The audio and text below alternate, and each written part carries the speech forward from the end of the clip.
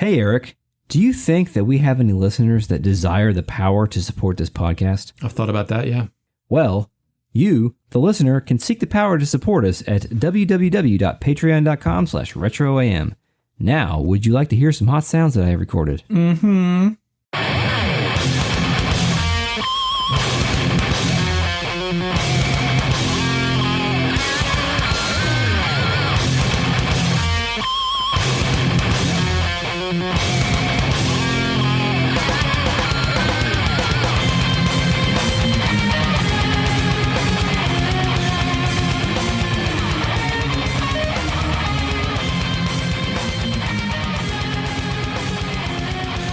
Welcome to Retrograde Amnesia, a comprehensive podcast series about Xenogears. Tonight, we'll extract our childhood memories of this video game and roast them in the flames of our newfound jaded realities.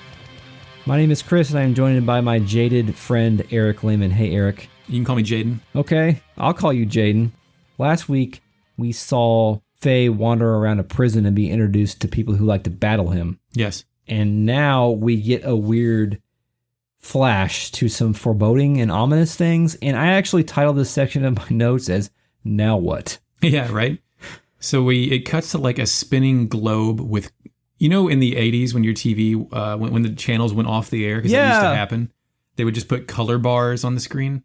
Yeah, I noted that. I wrote down that one of the panels has rainbow colors like a 1975 TV signal. Yeah, I don't know if any of that plays to that. I doubt anyone born after the year 2000 knows what any of that shit means. But It's like a giant sphere machine thing with TV screens. And on these TV screens are these giant like red and blue brain guys. Yes.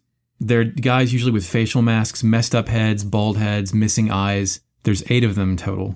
Do they kind of look like Darth Vader after his helmet gets taken off? Yeah, definitely one has the exact same. There's 4 different models that are used four models for 2 colors. Okay. And one of them definitely has the Anakin Skywalker dome marks. They have quite a conversation. Yes.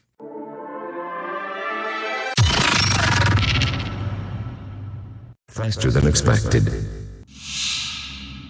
The awakening of the untouchable one. It has been 3 years since we heard any news. According to the memory cube, he is currently in Nortune, the imperial capital of Kislov. Detestable, vexing, cursed. If only he did not exist, the lambs would not have been turned into the animus. It has been 500 years since our fall in the days of destruction that he caused. We would not have had to do this in such a troublesome manner as we do now. The excavation of anima relics in each area is proceeding as planned. It's too late to change things now, but in the future, we'll shape what will be. Fade, vanish, disappear. Although we do not know which route it flowed from, we're fortunate the gatekeeper was activated. From the ethos, or... It doesn't matter. Although... So are you saying we mustn't break Ignis' equilibrium? Well, it is the surface, and the land is unclean. That is merely an excuse. It's a justifiable reason. Even Cain would not object. But we can't use the Geisha key, not until the proper time comes. There's a 3rd fleet in Vladimir. Their reserve units will do. His fleet? Your orders? To Purge. Give no motives. If he knew our motives, it's obvious he would do something unpredictable. But wouldn't we need more men to raise the entire area of Nortune? There is an ancient reactor in Nortune. We'll use that. The half-life fallout will be 1,000 years. Nothing will be able to live within 300 Kells of the explosion. However, they've lived through that before. They won't perish that easily. But we must at least eliminate him. There's nothing we need from there. So be it. Take care of it. If it is a direct hit. Well then. Your orders are given.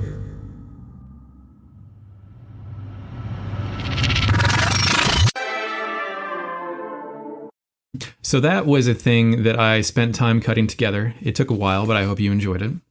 So let's talk about this dialogue that we just heard.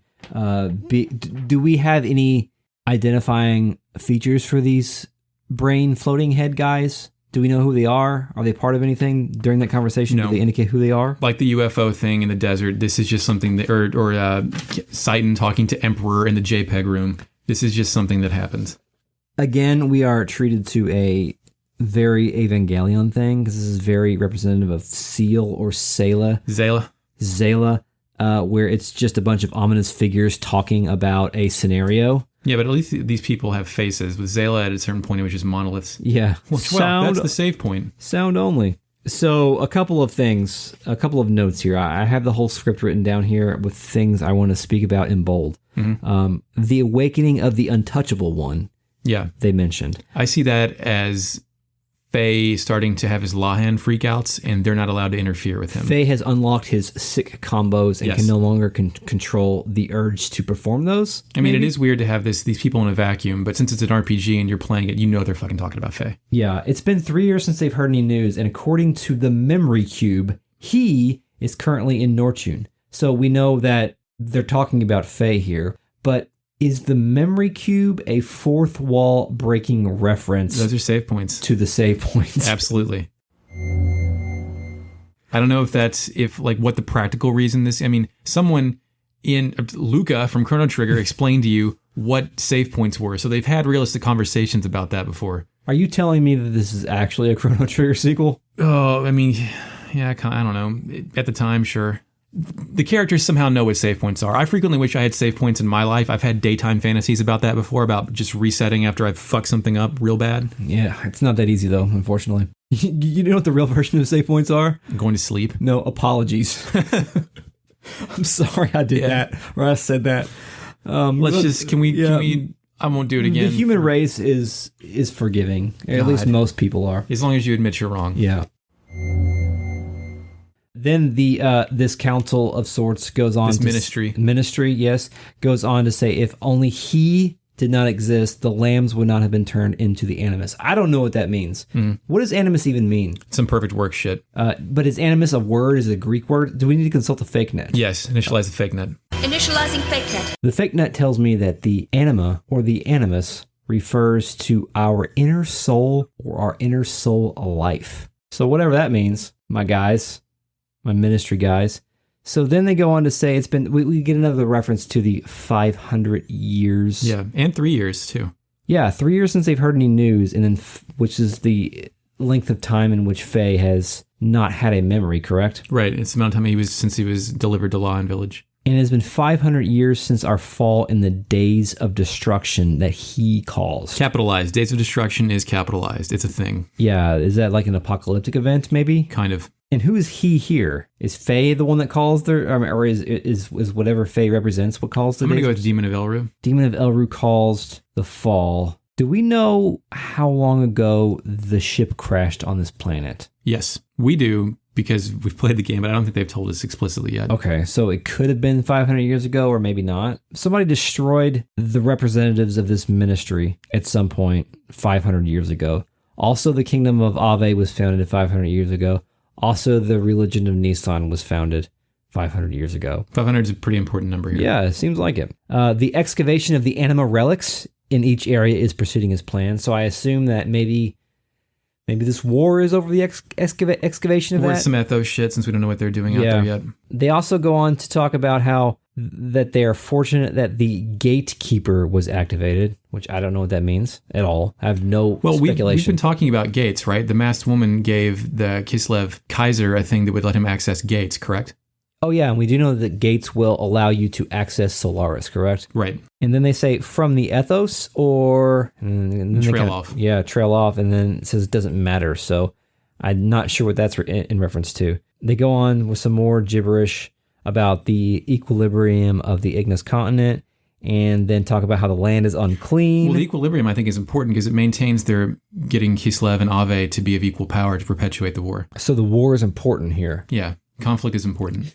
So let's assume that these folks are of an organization that is not of Ave or Kislev. They want to maintain the equilibrium of this particular war so that they can profit somehow from it. Maybe they want this war to go on so that they can excavate these anima relics for some reason, so these other parties don't get it. Yeah, maybe war uncovers them. Maybe they're uncovered by violence and property destruction. Or the violence that is being perpetuated by these two factions is a distraction from them getting from what the they're relics. doing. Good point. Yeah. Then they say that is merely an excuse and it is a justifiable reason. Even Cain would not object. And this is the first time we've seen the name Cain, correct? I think so, yeah. And that's a biblical reference. You're right. Cain is the son of Adam and Eve. One of them, and he killed his brother Abel. Right. We have seen the word Abel before. Mm-hmm. I think Elly referred to the Abel in the forest at some point, but it wasn't clear what she meant. She said it, but the reference was not explained. Yeah. We cannot use the Gatia key, not until the proper time comes. I looked this up. Yeah. The Japanese words here say the lesser Goetia key, Goetia, a reference to the lesser key of Solomon, an anonymous 17th century grimoire. I tried to read the Wikipedia entry on this 17th century grimoire, and it is just a bunch of apocrypha. Okay. So this is making a reference to a something. And then they kind of go on and talk about how they are going to order a purge. Yeah.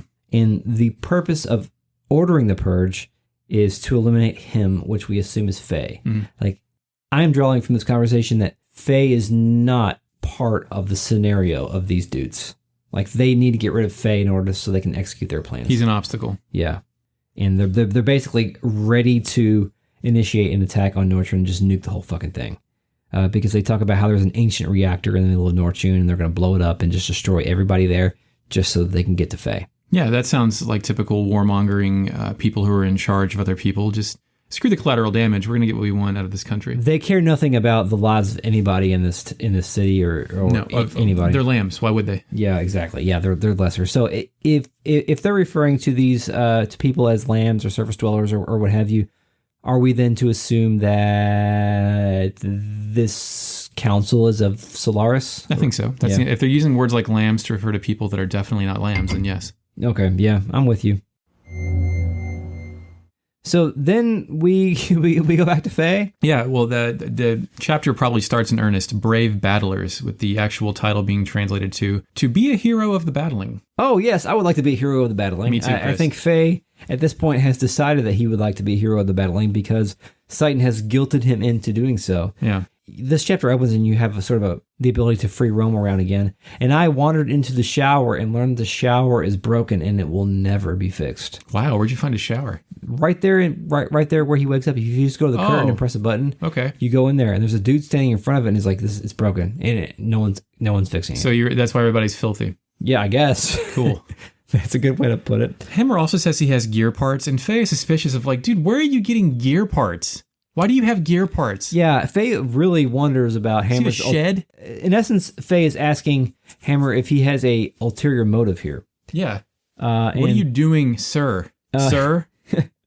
Hammer most certainly has an ulterior motive here. So at some point in the last chapter, Citan basically said, all right, I'm going to stay here and play doctor. You go research and do stuff, Faye. But immediately Citan's like, Faye, we should team up. Let's go check out this battling arena. Yeah, he's like, we should act alone. Don't let anybody know that we're on a team. But hey, wait, I need to come with you. So you gotta see something now. I gotta check this out. Faye is also a 6-year-old child, by the way, apparently. So Citan's got some strange motives for tagging along. Hammer's got some strange motives for tagging along. I don't know if his motive at this point is tied to if Hammer's the end of some strings that somebody is pulling at this point. I think what's more likely Hammer's motivated by profit. That's true. Ferengi looking ass. But is his profit motivation tied to somebody, dangling a carrot in front of him? Yeah, that's true. His strings can be pulled as easy as Faye's. He's a very convincing figure for Faye because within 5 minutes of talking to Faye initially, Faye was like, "Don't call me bro," but by the end of the conversation, it was like it was completely solidified that Faye was going to be called bro. Yeah, you're bros. What. Yeah, we're bro. So you get to leave D Block. The guard lets you pass, and you pull out on some kind of world map screen for Nortune. Yeah, it's like it looks like a Midgar kind of dirty industrial. There's steam rising from up the place. It's very industrialized, which is in stark contrast to everything else we've seen in this game so far. It's almost like a different, like a splintered futuristic area. And again, there's a big red thing in the center of it, and I don't know what the hell that is. Again, it's like a Blade Runner type area. Yeah. It's smoky, it's musty, it's very damp, dark all the time. Fucking steam heads. Yeah, right. Now I know what they're talking about. Yeah. Yeah, so I would assume it's their form of power is from steam. I guess so. But it is not steampunk, but it is steam powered. This game to this point is not really giving off much of a steampunk vibe, but at this point it's going all in. Yeah, but despite the fact there's other places to go, the only one we can access is C Block. Yeah, and C Block is the battling. Recreation and battling arena. Yeah, and the music for this place is the battle theme. Yeah, it was weird. The battle theme is called Invasion. Hi, Future Chris here. Just chiming in to let you know that Eric got the name of the track wrong. The correct name of the track is Stage of Death, which we'll finally listen to here.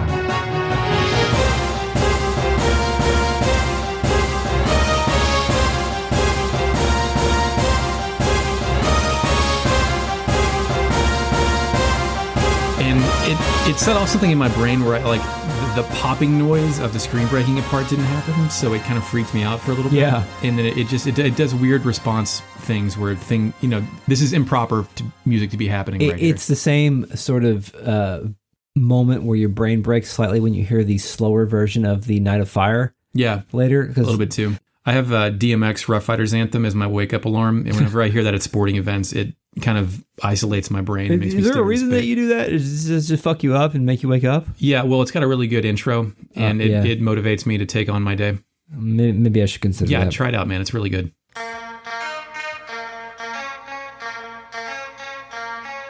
So, well, I do also want to talk about, we haven't really talked about the battle theme Invasion.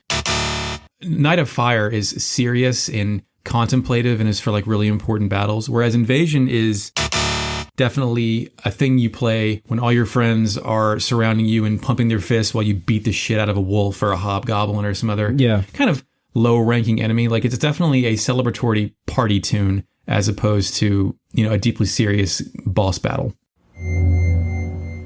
I guess what's ironic about this is that when you go into the battling system, it's not the battle music. No.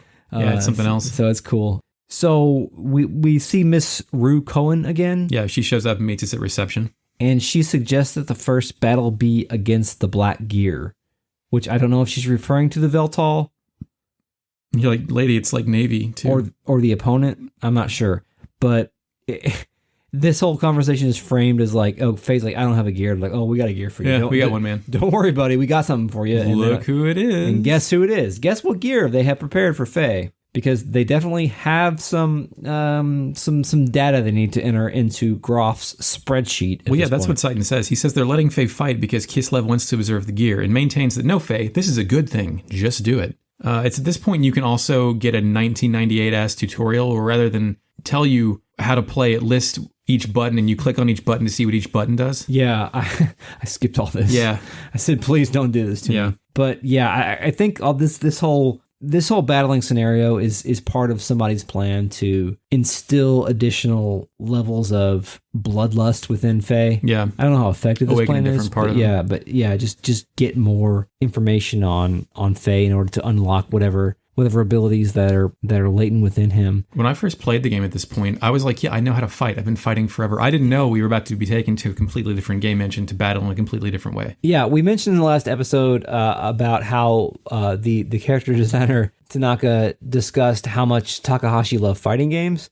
And he loves fighting games so much that he decided to put a fighting game within his game. Yeah, man. And would you describe it as Destrega?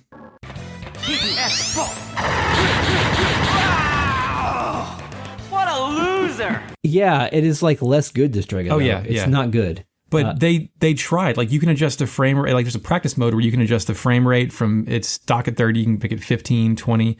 It'll count frames and input commands. It feels like a developer thing that they just let you access. And you can even plug in a second controller and play actual other people. Most important thing, it uses the analog stick. Yeah, I did notice that. Isn't that fucked up? Yeah, it's weird. I was like, oh man, can't you have let me do this to traverse the world? But whatever. Yeah, it's like you're on a sphere, like a planetoid, and you've got a couple of combos from 2 attack buttons. You can fire lasers at people. You can jump. Yeah, there's an overheat system. Yeah, and if you go in water, it cools you down quicker.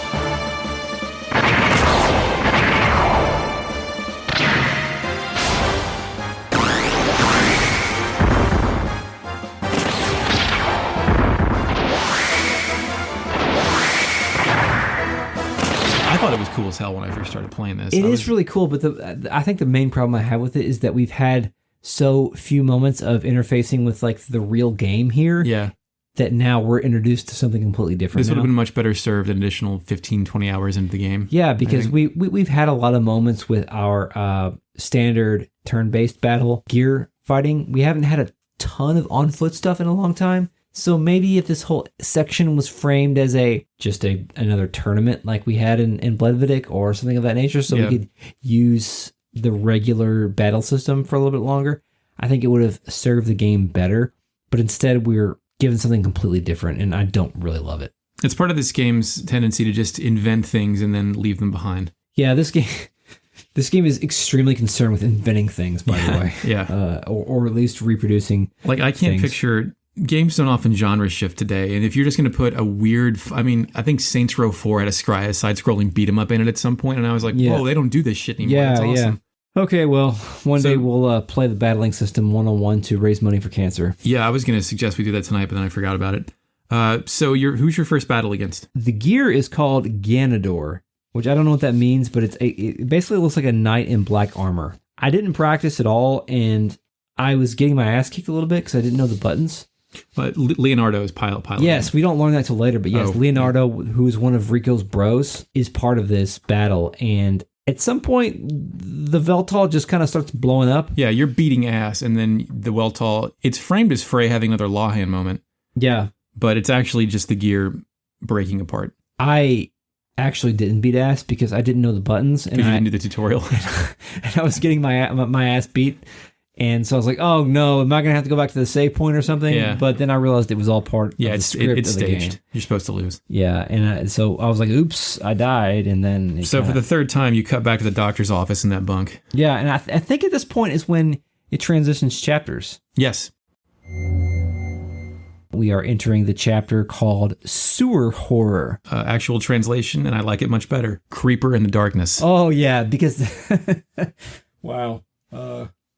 Creeper in the Darkness can mean a lot of things. Yeah. But in this case, it means that we are seeing the Predator kill Rico's cohorts in the sewers. Yes. Because the first thing that we see is a first-person view of some sort of being in the sewers, and I think it's tinted green too. The vision is green. It's like night vision green, and it is murdering, I think, 2 of Rico's battling buddies. Murdering Heinrich Clive, that's his full name, and Leonardo Sniper. Yeah, it's like watching people get owned by the Predator. Yeah, and they're down there conspiring against Faye. But you see him get murdered from a first-person point of view, or like it zooms in on them and then it just cuts away. Well, I think, is there like mutilation noises or something?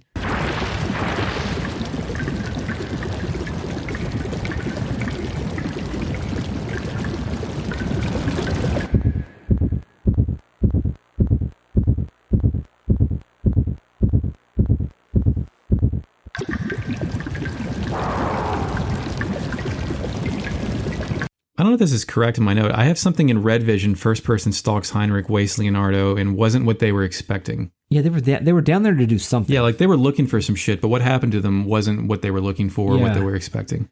And then the scene fades, and then Faye wakes up, and Faye's got to sleep again. Mm-hmm. So congrats to Faye. Citan is suddenly concerned with Faye. Well, first Hammer greets you and tries to sell you some stuff. Oh, well, yeah. Well, what? Of course he is. Yeah. No matter the situation. Whoa, hey, your thing just blew up. You've been out all day. Do you want to buy a fencing cap? Yeah. Yeah. Shit. Hammer is the guy who tries to sell you his mixtape in front of like CVS. Oh God, yeah. He puts it in your hand and then like says, no, that's going to cost you, buddy.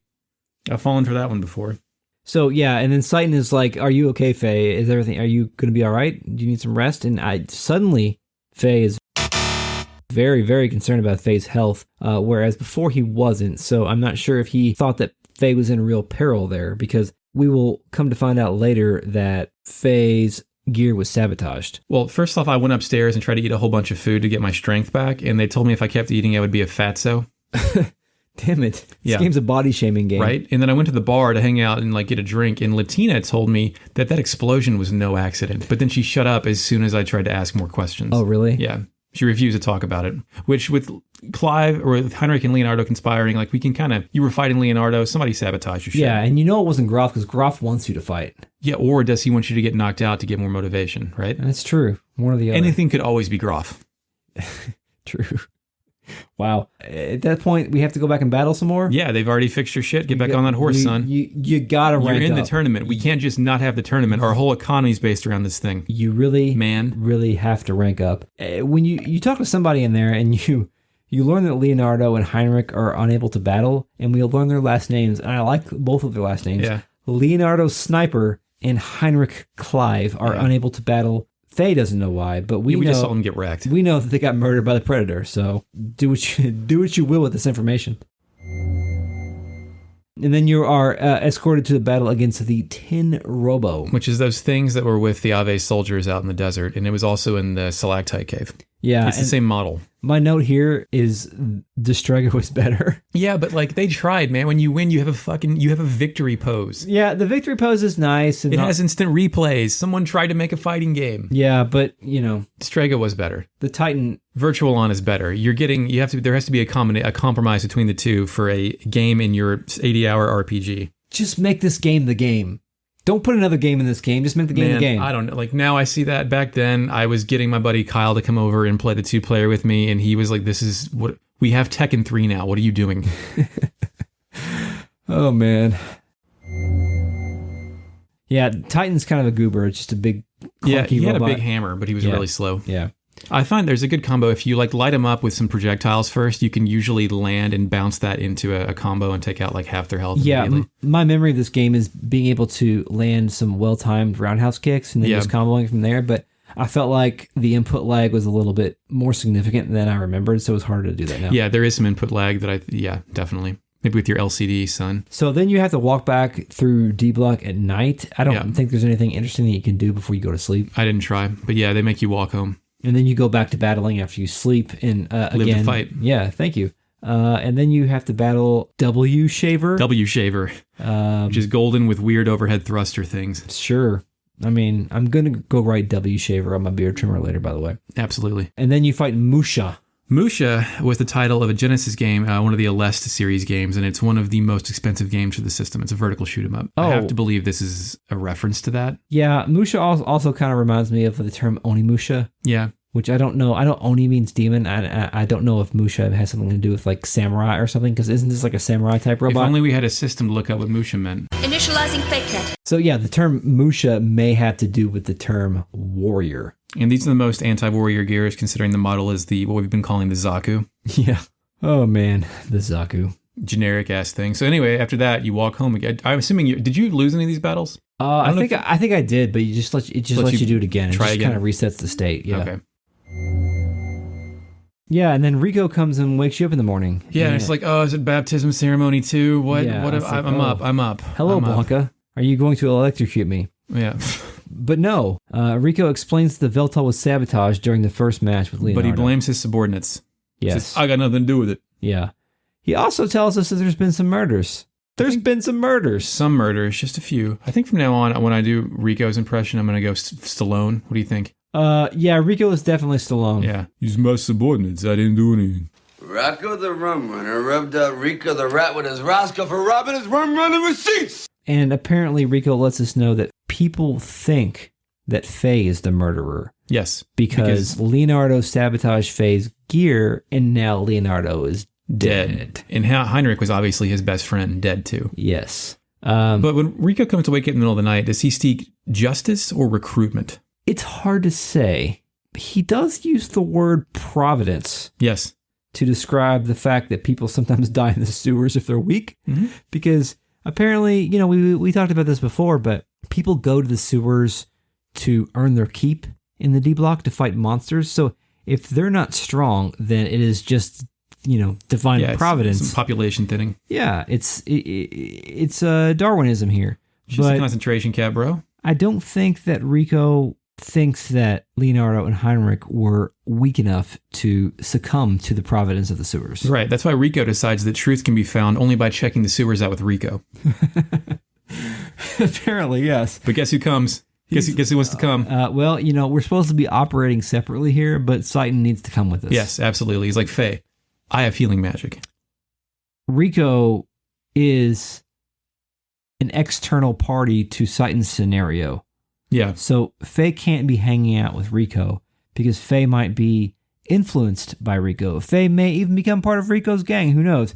I think Rico's an okay dude. Yeah. Actually, at this point. He's operating with a tangible sense of morality despite taking the new fish out and beating the fuck out of him in the middle of the night. True. Yeah, very, very true. But Citan needs to keep an eye on Everybody this. just likes wearing bomb collars for style. Why not? Yeah, I mean, what else has he got? It's not like he can just walk into Dazzle and be like, hey, what's up? I'm Rico. I'm green. I've got orange hair. And I think like he's in cahoots with Hammer because clearly if Hammer wasn't paying something up to Rico, he wouldn't let this trash operate in his system, this black market dealer. Yeah. There's something. There's something going on. Mutant society. It's the only two mutants, man. They know some shit. I don't remember how much this game sort of unweaves all these relationships of the D block, but it'll be something to keep an eye on going forward. Yeah. So then we jump in the sewer, and as you do, the guy that's on lookout's like, "Hey, champ, what are you doing?" He's like, "Yeah. Why don't you just keep look out for me, man? Thanks." Yeah. So yeah, we go down to the sewers, and what's your memory of the sewers before we get into this? Sewers, I think, are, along with the Tower of Babel, something that people you mention and someone who's played this game instantly, their instant response is a groaning noise. I know, yeah, me too. Yeah, I remember the sewers being shitty, but I like the sewers now. Whoa. Is that a weird thing to say? A little bit. I mean, once you figure out, I don't know that I got the map the first time I played this. And once you get the map that lays out where, because the sewers are organized in such a way where you only move around the borders of them and there's only so many bridges to get to each other side. Yeah. So it can be, and it all looks the same. So figuring out where to go can be a problem. It's not necessarily a well-realized space, like kind of like the stalactite cave was, where you kind of understood where you were at all times. But this is the first time in a very, very long time when we've been able to actually play this game with a three-party character, with a three-team party. First time since we were walking around the desert. This is really one of the first times we've got to actually play this game. So kind of having to wander around, figure out the tendencies of the enemies, and try to figure out how to navigate the space. I welcomed this experience this time, whereas before I was like, oh, please get me through this. Yeah, the sewers doesn't have its own music, but it has the water flowing noise, which is officially part of the soundtrack. It's drippy down there. Yeah. Very drippy. And there's a lot of shit down there. Yeah, and there used to be a website that ranked every video game by how much time it took to get to the sewers. So we're at about 20 hours right now for my clock. Yeah, roughly 20 hours. We're finally in the sewers. Every game has a sewer. What's the worst sewers you can think of off the top of your head? Ninja Turtles. I go with Silent Hill. Ooh. Yeah, it's pretty good too. Yeah. First thing that comes to mind. But I have a list of the enemies down here. Would you like to hear the enemies that are in the sewers? Yeah, let's do it. We have the Hobgob, which we are... I got a lot of hob meat out of those fucking things. Yeah, we are well acquainted with the Hobgob. But they're like gray colored now, right? Like they're a little bit more powerful. Yeah, they're not actually the exact same enemy. Hobslobs. We have the Armor Wasp, which is an armored wasp. Is that the thing that you only do 1 damage to if you don't do a combo? No, that is something later. That is just a standard kind of bug thing that does poison damage to, I think. We have the Acid Frog, which are those little things with like... they're like frogs that have like... They're horny toads. Mohawk kind of things. Yeah. We have the Bat Rat. Yeah, those are like flying pig things that inflict confuse on you. Yeah, they're weird. They remind me of the demons in the church in Chrono Trigger. A little bit. We have the grotesque and nasty rotten sod.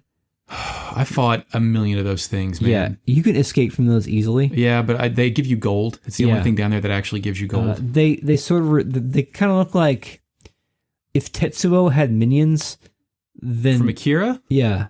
Ugh. You know, when Tetsuo gets all big and grotesque? I do 1,000-yard stare when you mention it. Yeah, I know. He looks like organ meat. Yeah, or...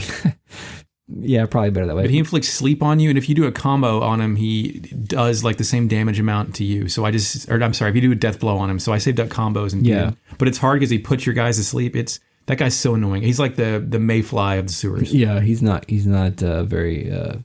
God, it's gross. And it doesn't evaporate. It just like the pixel stretches and then disappears. When you kill it goes mode 7 for a moment. We also have the mullet, which I know mullet is the name of a fish in real life. Oh yeah, are those the things that are in the water? Yeah. I ran from those battles. It wouldn't let me hit them. I didn't want to wait for them to jump out. You have to wait for them to jump out. And the first time I went down to the sewers, the mullets fucking killed me. Wow, congratulations. Because I did not properly equip Citan and Rico, and they took... Oh, you didn't go buy Hammer's parts? Yeah, they took way too much damage, and the mullet murdered me. So it was some champ, dude. Jesus. What? Some champ. Yeah, I know. Rico. He's the champ of D Block, but he can't beat up a fish. Rico, this is our first time battling with him. He is very slow. He is a wrestler. Yeah, he does wrestling moves. He does power bombs and shit. Yes.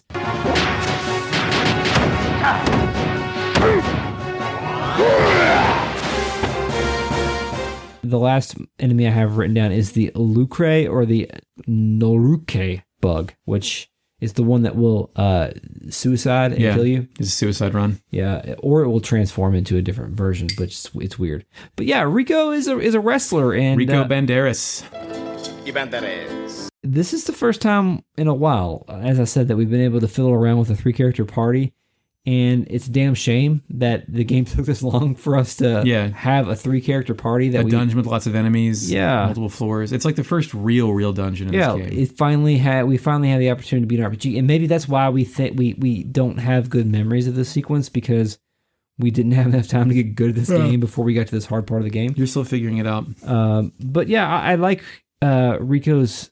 He is slow as shit, and I think he's probably... Like Citan goes like 3 times before he goes once. Yeah, and he's got... But I do like his animations. He's got like power bombs and power punches spinning and all flips kinds of cool and stuff. Yeah. There's a lot of good... He makes a lot of good noises, too. Ooh.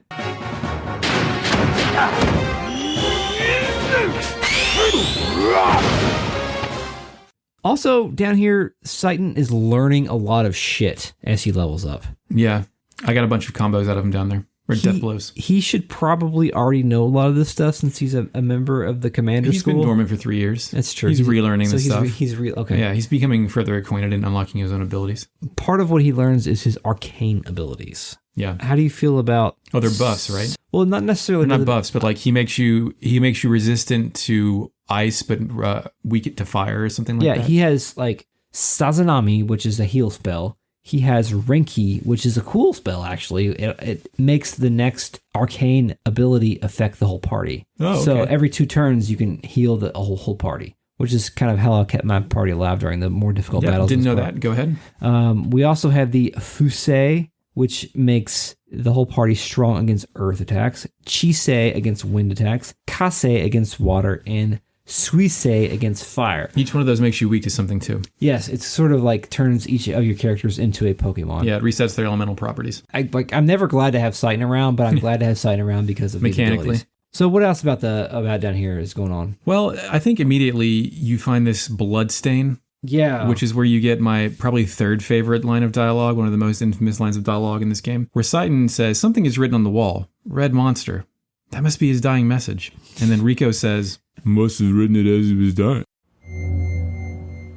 Based on what we saw earlier with the Predator attacking Leonardo, I don't think he had time to write it. I mean, if you're in a video game and you're bleeding, you're going to write a message in blood. I guess you have to. Absolutely. You have no choice. There's other hazards down here. There are pipes that are spilling water out that'll take off 3 HP if they hit you. There's propellers that for some reason don't bisect you like Kung Lao. Instead, it just takes off, 5 damage? Yeah.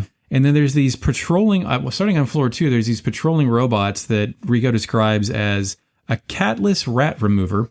And you can jump on top of them and ride them around, and you avoid random battles, you avoid all the hazards, you avoid all that stuff. Oh, wow. I didn't know because your that. sprite remains idle, so you're not moving, even though you're moving. Oh, way to break the game. Yeah.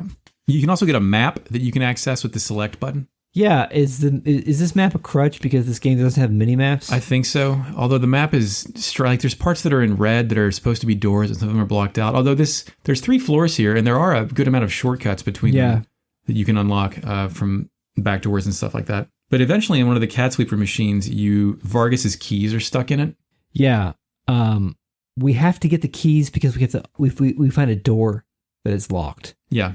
And I don't know how you're supposed to figure out where to find the keys at. Oh, you mean like how you're supposed to be directed there? I think just by exploring around, right? Yeah, and that sucks because this area is not easy. Yeah.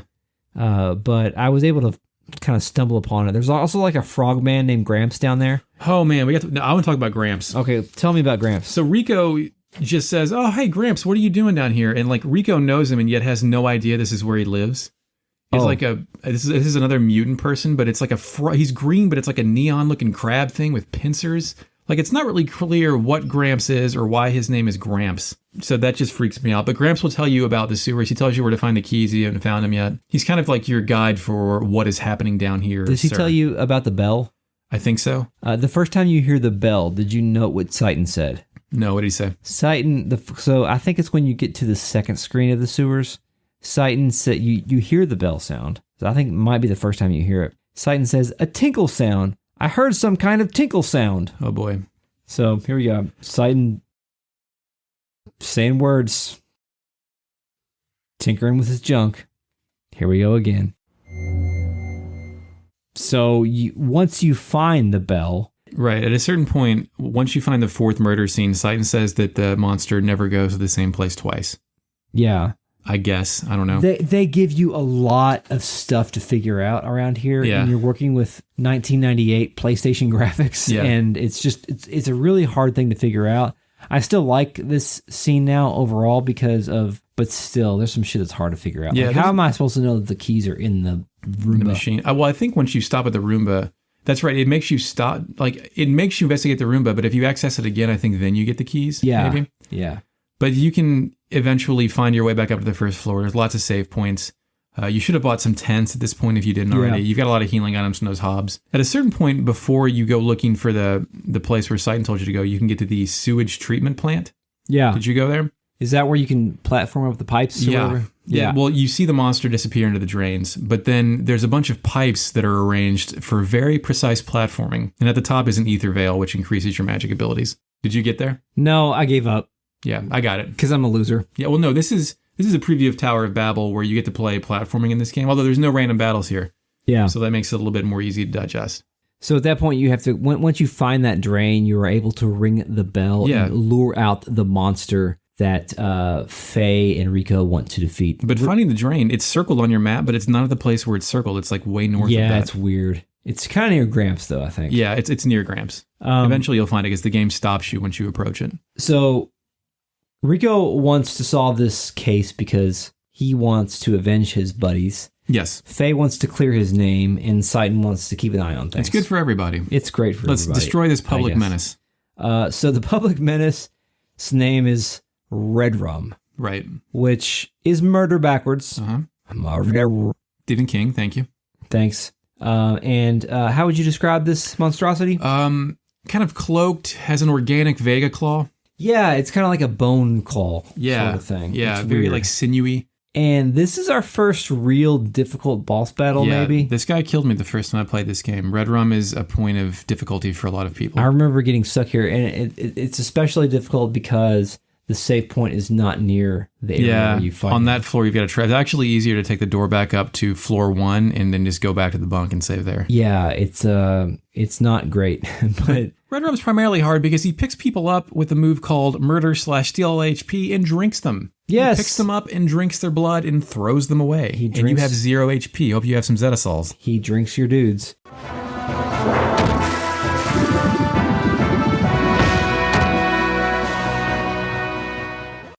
I had the cool shades equipped on Citan here because, full disclosure, I went to GameFAQs before this battle so that I could be pretty sure that I was going to win the first time because, He wants to do this shit twice. Time is limited these days. Well, I had cool shades on because Chris texted me and told me to put cool shades on. Yeah, and cool shades prevent you from getting confused. Which is important. And Citan is your main healer during here. Because Redrum casts Confuse. Yes.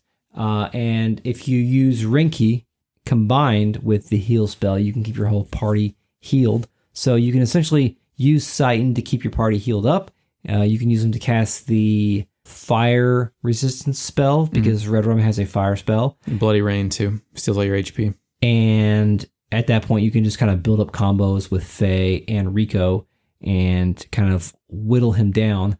I felt like I had a really good grasp on this battle at a pretty early stage, yet I still was pretty close to losing it at points. Yeah, like it's one of those things where you don't know how much HP he has, and you're hoping this combo is going to do it, yeah, and then it doesn't, and you're like, oh, okay, I'm just hanging on. It's a fine balance that games, I think, in modern times maybe don't strike quite as easily unless you're playing a game on like a harder difficulty. One of the things I love about earlier RPGs is like being down to like that last move. Yeah. Where you're about to die, you've got 3 HP left and you've got to decide on whether or not you're going to like try to nuke the enemy and hope that his HP is almost gone, or try to heal up and kind of try to regroup. It's a good feeling. What are your levels at this point? Do you remember? I think high 20s. Yeah, I'm high 20s for Citan and Rico. I'm like 35 for Faye. I think I was like 31, 32 by the time I was over.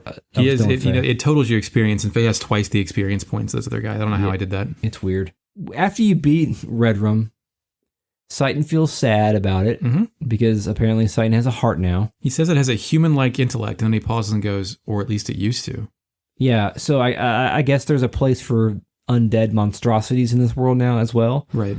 Well, who's to say it's not a mutant like Rico or Hammer, right? Yeah, true. But also, I wonder if this just has nothing to do with anything, which is kind of ironic because this is the first time we've been able to really play with the game mechanics for an extended period of time in quite some time. Yet this whole sequence really has not a ton to do with the overarching plot. Well, but yeah, we don't know that yet, though. True. I just got a sense that like once Citan was sad about it, this game kind of faded to black, and then we were on to the next thing. Kind of. I think around that time, was this before or after that Faye noticed that the fight injured Rico? Yeah, that happened, I think, before they departed the sewers. Okay. Yeah. To me, when he sees that Rico is injured, is he genuinely concerned for his well-being, or is this a Goku thing? Drink, where he wants to fight the guy at full strength only for their battle in the battle arena later? I guess it could go either way, but I read Faye as sort of a concerned party here because I think he has developed some sort of camaraderie with Rico at this point, and he's like, "Hey man, you okay?" Faze really wants to make friends with other important people. I still think Faye's a good dude. Yeah. You know, he is, but he's kind of aloof stuff. He's like, well, you know, yeah, that's true. And we are back to the Emperor and his JPEGs. Yeah, the JPEG Cosmic Zone. We've returned from a different angle. It used to be like a head-on point of view, and now it's almost like a hallway, how it's framed. Yeah, and abstract art JPEGs. Before we talk about this actual conversation, I have some questions. Sure. Well, the music is the pendulum noise, but now there's a ticking clock, which suggests this is a place out of time. That wasn't there before? The pendulum noise was there, but there was the conspiratorial music backing. The music is gone this time. Now it's the pendulum swinging and a literal clock ticking.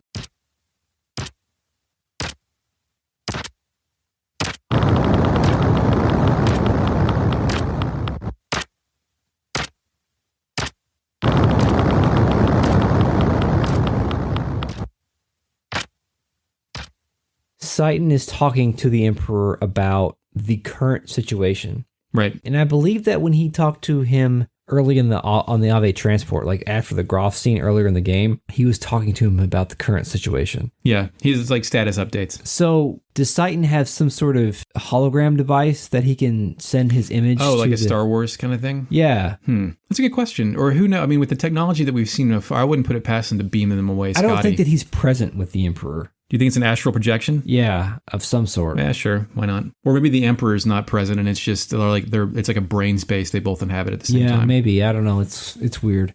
The Emperor says, "Has he awoken?" Yeah, and Citan goes twice. No, 3 times to be exact. So they're talking about Faye. Going Lahan Village. Lahan Village is number 1. What's number 2? Was number 2 the time when he awoke versus Vandercom and smoked Vandercom? Yeah, I think so. And number 3? Who knows? Who knows? Maybe it's part of the 4 days that Faye wasn't there. There's a couple of other times that he's awoken, that he's quote-unquote awoken and gotten to a point to where he was outside of himself. One was against the Calamity, when he was able to unleash a sick combo in order to stop the calamity after it rewoke in the stalactite cave, but Citan was not present for that, so we don't know if Citan explicitly knows that. Also, during the Ramses battle, he sort of there was a couple of flashes there, and some heartbeats during the Rico fight. A couple of times that happened. Remember? Get out of the way. Oh, the voice popped in his head. So there's a couple of times when Faye has sort of awoken, like some sort of presence beyond Faye's own perception has awoken him. And but I know that like one of them has to be Lahan, one of them has to be Vandercom, but we don't know what else Citan is referring to. The Emperor says that at that point that the elders would prefer a more immediate disposal. Their judgment has been handed down, a purge. So this is the point where we explicitly can understand that the Emperor is at the behest of those floating skull brain red blue guys. They use the word purge as well, and they're referred to as elders. And Citan asks the Emperor if all of this was their idea, the current circumstance. I assume for Faye, and he says it wasn't because they fear him. They fear him, they fear Faye? They fear him, capital H. They fear God? Yeah, right. Good point. Wow. Okay. But so then, he's not much of if this guy's the Emperor and he's taking orders from this council, then he's not really much of an Emperor at all. Right. He has no power, does he? Not in this scenario. Maybe he's like a puppet thing, like a shotgun for this stuff. But then in like maybe that's why Citan can't interface with these people directly. He's like a middle management of the hierarchy of evil. I think the Emperor is the middle manager. But we know, that's what I'm saying. Okay, the Emperor's the middle manager. Citan is sort of just his associate. Well, then again, Emperor respects Citan's judgment, but then Citan says, "Your will is my will, Your Majesty." So I don't know if this is like a guise or what. This is all getting very strange because just a couple of weeks ago on this podcast, the Emperor was this ominous overseer, this ominous string puller, and now he is obviously having his strings pulled. So I think that I'm demoting him to like C-tier string puller at this point, with maybe even Citan being equivalent with him, since their sort of judgment is equated at this point. It's weird. Yes, I have a Gebler update, by the way. Okay. Would you like to hear a Gebler update, Eric? Absolutely. Okay. So we haven't talked about a couple of these concepts and a couple of these inspirations for the naming conventions of the Gebler Special Forces. Mm-hmm. Gebler is possibly a misspelling of Geberah, the fifth of the Sephirot of the Tree of Life in Hebrew. How nice. Meaning strength or power. So welcome to Kabbalah, by the way. Thank you. We are getting more and more religious references. Previously, I consulted the fake net when the Gebler Special Forces first attacked Bart's lair, trying to find some inspiration for their names. And it is quite impossible to find that if you just Google their names themselves, because a lot of these are like misspellings and weird translations. Yeah, right. So I have consulted the fake net. Initializing fake net. Which has led me to the Xenogears study guide on the internet. On that blogspot website. Yeah, it's great. So I've got some because I wanted to bring this to our attention now because I feel like the way this game is unfolding, that the Gebler Special Forces, Elly excluded, the Gebler Special Forces are about to get fucked. Again? Yeah, and nuked, or they have outlived their purpose, I should say. So let us understand the reasons for their naming conventions before they die, because I think they're going to die soon. I just get that feeling. Initializing fake net. Breuer could be a misspelling of Brewer, after Joseph Breuer, who was a neurophysiologist who was essentially the father of Sigmund Freud from a academic standpoint. And Breuer is one of Elly's crew. Yes. Initializing fake net. Helmholtz, which was the glasses guy from Elly's crew, could be a misspelling of Helmholtz, a reference to a German physician and physicist Hermann von Helmholtz, who also inspired the name for this character in A Brave New World. And I think Xenogears has probably a lot of Brave New World shit in it, so I wouldn't be surprised if that was the inspiration for the name of that character. Initializing fake net. Rink is a possible misspelling of rank. Distinct. And in order to keep the theme of Gebler being named after scientists and physiologists, Otto Rank was an Austrian psychoanalyst. Initializing fake net. And this is the most disappointing thing about all of the naming conventions in this. Please be prepared to pour your drink out. Okay. Initializing fake net. Vance. In order to talk about Vance, we have to talk about Franz. Oh no. Originally, in the original Japanese version, Franz was named... Not after Dana Carvey and no. Kevin Nealon? No, I'm sorry. Franz was named Vons. V-A-N-S. Yeah. And for some reason, they switched the name Vaughn's. Oh, so it's an M. Bison Sagat Balrog thing. Yeah. And, but this name could be a reference to Franz Omar Fahan, a West Indian psychoanalyst. So, but for some reason, they switched the dolphin and the guy that wanted to murder a kid. So I don't know why. Hey man, just name it after your heroes. Whatever. Yeah, so next we go to, before this chapter ends, we go to a Solaris meeting room. It appears that Elly wants to beat Vance's ass. Yeah, she's losing patience. Because he calls her a hysterical woman. Yes. Yeah, which is not a great thing to ever say to a woman, ever.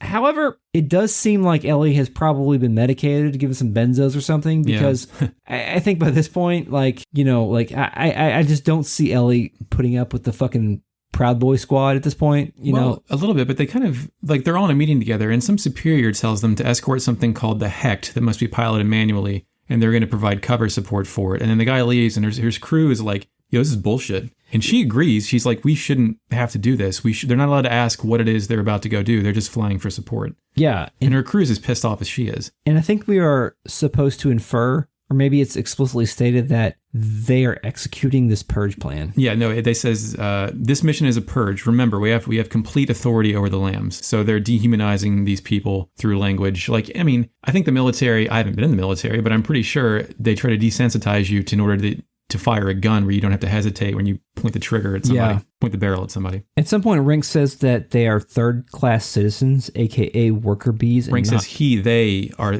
Elly's crew are third-class citizens. Yes, they are, but not Elly. Right. Elly is a first-class citizen. She's a full-blooded Solarian. But they think that their sympathy is genetic because they identify with these people and don't want to do it. But he thinks that Elly is first class and from a good family. She should have no problem wiping the earth of these people. Yeah, and she's Elly is strangely in charge of the situation here. Well, he says that her father has, Rank says, your father has a lot of pull in the military. So perhaps it's like an inherited thing where people of higher classes are automatically instilled in positions of power. Yeah, that's true. But the last time we saw Elly interact with these people, they had no respect for her. Well, she was their new commander, right? Now they've had some more time. Now they do. And I think now that they realize that if they cross her, that she will fuck them up. Yeah, she saw what happened. Oh, I don't know. I guess she saw her lose the fight. Well, they got annihilated, and she at least lasted longer than they did. Yeah. And she has air odds, which was very impressive. Indeed. So, that's pretty much it. The point of this scene is to let us know that Elly is en route to Kislev. Yes. To murder Faye, basically. There is one, but she complains about the bombs they're supposed to use. They're called Keef bombs. And they imply, I don't know if it's Elly or Rank, who says, 1 is enough, but we're dropping 8 on these people. Yeah, so the Solaris authorities, I guess our floating brain friends, are... You go scorched earth. They really want to make sure that Faye's not here. They don't care about collateral damage at all. Or maybe they cause enough destruction to bring out a Lahan incident. You think that's the case? No, I'm just saying it's possible. So we know he fears them, so I think they want complete murder. So do we think that Solaris wants to get rid of Faye because they have another scenario in mind? Yet Grahf wants to utilize the power of Faye. Is that the conflict here? If Solaris wanted to get rid of Faye, they could have Citan snap his neck or give him poison. Faye would eat anything Citan feeds him. That's true. Did they not realize that? Right. I'm not sure if destruction is necessarily part of their scenario. But they don't want the power. Or they don't want Faye to achieve the power. Grahf does. Yeah, Grahf wants him to achieve the power. That's a good point. Grahf is definitely in opposition to Solaris. So we have Solaris, we have Grahf, and we have... Kislev's not on either side. Well, Kislev is working with Grahf a little bit through the masked woman. bit, but I think they're doing that tools for their own means. They're not necessarily doing an exchange. I don't think that they have a vested interest in Faye's existence. They just want power, so to speak. God, poor guy. There's a lot going on here, Eric. I don't know what's going to happen next. Do you know what's going to happen next? Well... I mean, this is the end of the chapter, but before we're allowed to save, the only thing we learn is that Citan buried the monster like a person. Oh, okay. Citan treated a Redrum with more respect than he treats Faye? Yeah, absolutely. Do you think Citan would bury Faye? I think he would. I think he'd do experiments and shit, dude. No way. He's dissecting that dude. It depends on if Faye is part of the scenario or not. Yeah.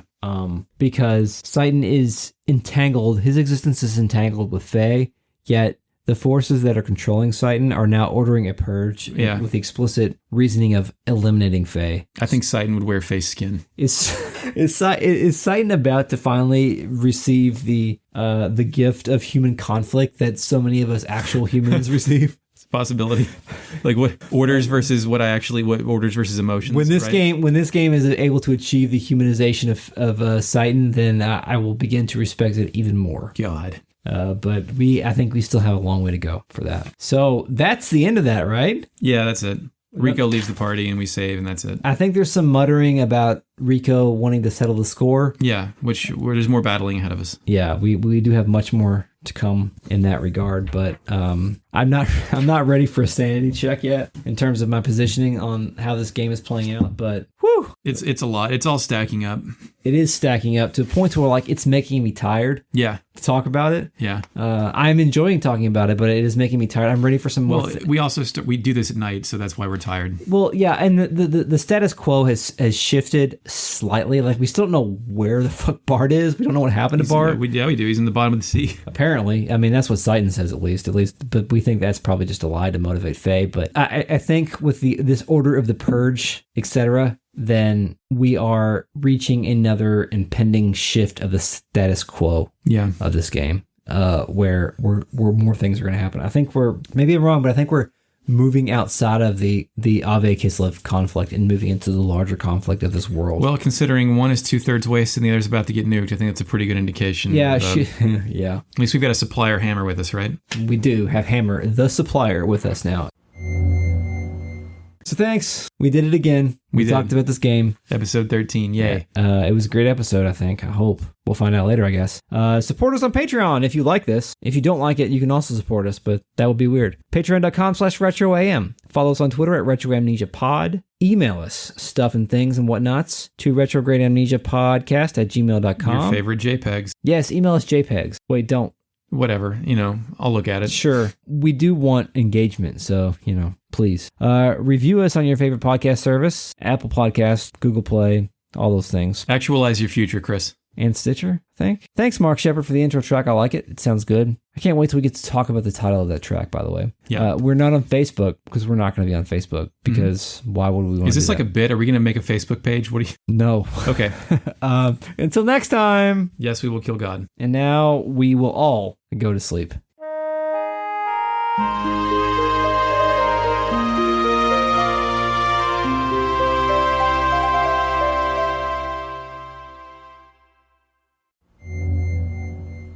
Yeah, but speaking of Vance, Elly, we're... Yeah, I just put whatever in there. Yeah, until they hacked your computer, and then have you seen Mr. Robot? Never mind. Citan says, a tinkle sound. I heard some kind of tinkle sound. Oh boy. I think their purpose has outlived.